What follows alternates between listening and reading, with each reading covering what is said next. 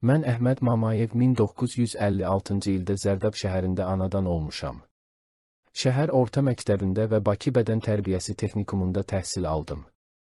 Sovet ordusunda hərbi xidmət keçdim, hərbi rütbəm leytenantdır.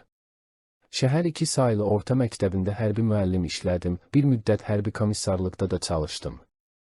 İşlədiyim müddətdə ailə qurdum, bir oğlum, 2 qızım var. 92-ci ildə Zərdabda könüllü bölmə yaratdıq və torpaqlarımızın müdafiəsi uğrunda döyüşmək üçün Qarabağa yollandıq. 708 saylı briqadanın tərkibində Ağdərə və Ağdam rayonlarında düşmənə qarşı döyüşdük. Briqadada taqım komandiri təyin edilmişdim. Ağdərənin Sırxavənd kəndi Qarabağ müharibəsinin ən qaynar nöqtələrindən biri olmuşdur. Kənd 92-ci ilin mart ayında ermənilər tərəfindən işğal edilmişdir. İyun ayında hücum edərək Sırxavəndi işğaldan azad etdik. Düşmən yeni qüvvələr toplayaraq kəndə hücumlar təşkil etdilər. Sırxavəndi müdafiəsi uğrunda igid Azərbaycan oğulları şəhid oldular, onların arasında Zərdablılar da var idi.